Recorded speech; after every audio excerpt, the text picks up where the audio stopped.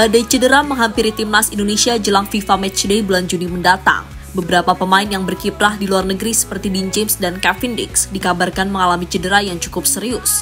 Dan menurut sejumlah laporan yang ada, bahkan Bang Kev diperkirakan akan absen hingga akhir musim nanti. Absennya Kevin Dix membuat nama Elkan Bagot kembali menjadi pembicaraan hangat pecinta sepak bola tanah air. Kayaknya banyak yang sudah kangen dengan performa El Janggut tersebut. Selain Elkan, PSSI yang dipimpin oleh Pak Erick Thohir juga telah menyiapkan kejutan untuk pertandingan bulan Juni mendatang. Beberapa pemain baru telah dikontak dan bahkan sudah ditemui langsung oleh pelatih timnas Indonesia, Patrick Kluivert.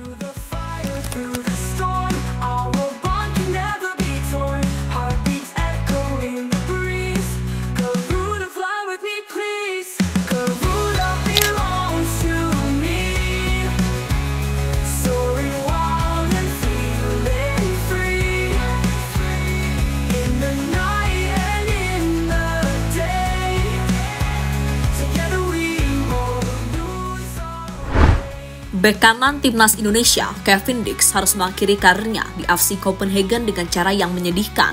Dix mengalami cedera dan akan absen hingga akhir musim 2024-2025. Cedera itu sekaligus mengakhiri karir Kevin Dix lebih cepat, sebab ex pemain Fiorentina ini akan pindah ke Jerman untuk memperkuat Borussia Mönchengladbach di akhir musim nanti. Kevin Dix mengalami cedera saat memperkuat FC Copenhagen berlaga dalam lanjutan Liga Denmark Minggu 13 April kemarin. Dix hanya mampu bermain selama 23 menit dalam laga melawan Brøndby dan Copenhagen kalah dengan skor 1-2. Dengan cedera yang dia dapat di penghujung karirnya bersama FC Copenhagen, Kevin Dix pun mengungkapkan perasaannya setelah tak lagi bisa bermain untuk FC Copenhagen hingga akhir musim 2024-2025. Namun Kevin Dix tidak berhenti berharap. Pemain berusia 28 tahun itu tetap berdoa agar masih sempat bermain untuk FC Copenhagen sebelum musim ini berakhir. Sejujurnya memang seperti ini kenyataannya. Saya sangat sedih mendengar berita itu. Saya benar-benar tidak ingin tahun-tahun indah saya di FCK berakhir seperti ini. Saya memilih untuk tetap berharap bahwa ini mungkin bukan akhir, kata Kevin Dix di X. Sementara itu, cederanya Kevin Dix ini tentu membuat khawatir pendukung timnas Indonesia. Sebab belakangan Dix mampu mengemban tugas sebagai bek kanan utama di lini belakang skuad Garuda. Apalagi timnas Indonesia akan menjalani 2 laga krusial melawan Cina dan Jepang pada bulan Juni mendatang.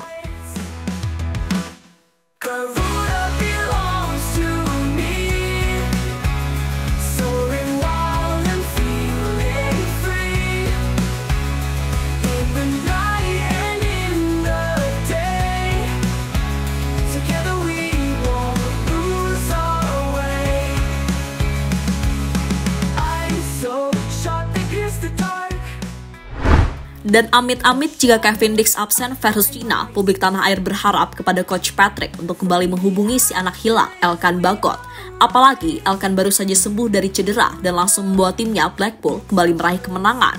Bagot mencatatkan statistik impresif yang mencerminkan peran vitalnya dalam laga itu.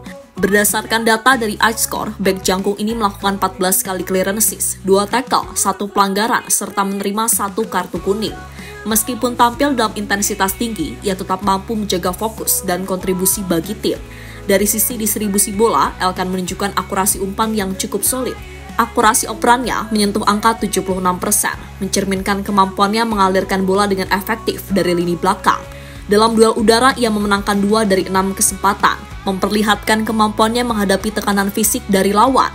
Penampilan konsisten seperti ini menjadi angin segar tidak hanya bagi Blackpool, tapi juga bagi timnas Indonesia. Sejauh ini Elkan telah tampil sebanyak 15 kali bersama Blackpool musim ini, memperlihatkan bahwa ia semakin mendapatkan kepercayaan dari pelatih klub.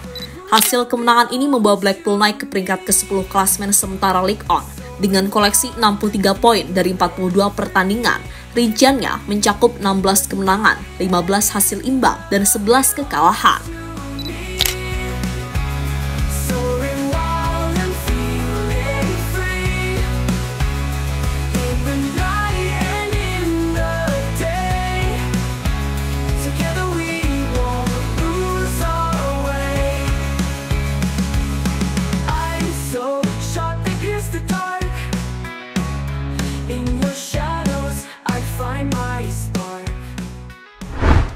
Sementara di sisi lain, sebuah kejutan lainnya juga sudah disiapkan oleh PSSI yang dipimpin oleh Pak Erick Thohir.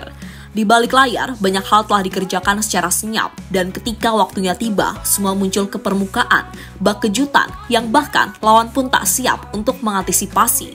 Salah satu ciri khas paling menonjol, pemain diaspora. Ya, dalam beberapa laga terakhir, komposisi skuad Garuda kerap menghadirkan wajah baru yang sebelumnya tak banyak dibicarakan.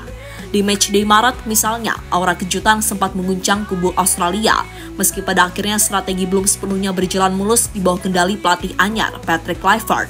Namun benih dari apa yang sedang dibangun sudah mulai terasa, dan saat menghadapi Bahrain, itulah momen di mana potensi pemain diaspora benar-benar terlihat. Nama-nama seperti Joe Pelupessy turun dengan performa yang menjanjikan. Mereka tampil seolah-olah sudah lama menyatu, saling mengisi, saling menutup, dan sesekali membuat lawan bingung. Termasuk Dragan Talajic yang terlihat kewalahan menebak arah serangan timnas Indonesia. Namun seperti biasanya, kejutan itu tak pernah diumumkan dari jauh-jauh hari. Pak Erik seolah paham bahwa semakin sedikit informasi yang keluar, semakin besar efek kejut yang bisa diberikan. Tak heran ketika ditanya soal potensi tambahan pemain naturalisasi untuk matchday Juni melawan Cina dan Jepang, jawabannya tetap tenang, nyaris datar. Belum ada rencana. Kita fokus pemain naturalisasi yang sudah ada saat ini. Kita fokus ke bulan Juni dengan pemain yang sudah ada. Tegas Erik kepada awak media di Bali, sumber kumparan. Jelas saja ini jauh dari perkataan beliau sebelumnya yang terus-menerus ingin meningkatkan kualitas persaingan untuk berjuang sampai titik darah penghabisan di sisa round 3 kualifikasi Piala Dunia 2026.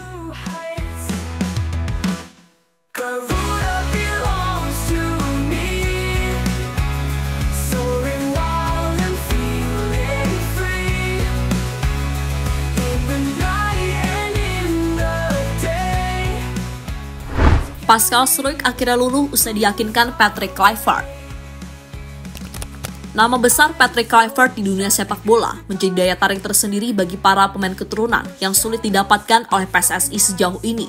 Dan benar saja, tak butuh waktu lama hingga publik kembali dikejutkan oleh gerak senyap dari tim kepelatihan.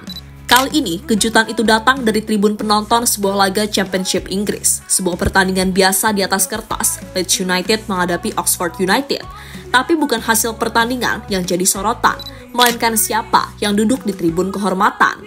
Tertangkap kamera, Patrick Kluivert, Danny Lanzat, dan Jordi Cruyff tampak duduk berdampingan dengan seorang pemain bertahan yang sudah lama masuk radar timnas, yaitu Pascal Struijk. Tak ada kata, tak ada pengumuman resmi, namun bahasa tubuh mereka berkata banyak. Sebuah kedekatan yang terlalu natural untuk disebut kebetulan. Senyum yang tampak seperti obrolan ringan, namun mungkin saja membahas hal besar soal masa depan Struijk bersama timnas Indonesia. Kebetulan saja atau cuma muka yang mirip? Tentu tidak. Lihatlah story dari Danny Lanzat serta story dari Pascal sendiri menunjukkan bagaimana keduanya mengambil video dari sudut pandang yang sama, yaitu dengan duduk di tribun atas dari lorong pemain dan tepat di tengah-tengah tribun. Dan diketahui Pascal memang sedang cedera sehingga tak dibawa skuad Leeds United.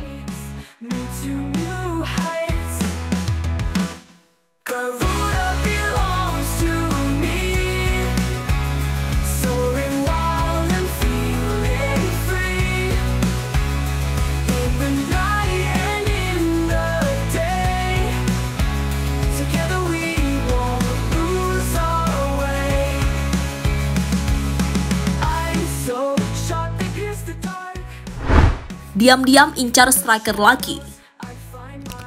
Sementara itu, menurut sejumlah laporan, klub PSSI sudah menghubungi striker berdarah Indonesia, Dean Zandbergen. Pemain berpostur 188 cm itu merupakan striker murni nomor 9 dan masih berusia 23 tahun. Musim ini, Dean tampil cukup impresif bersama klubnya, mencetak 3 gol dan menyumbangkan 4 assist dari 30 pertandingan. Dean sendiri memiliki darah Indonesia dari sang kakek yang berasal dari Jakarta.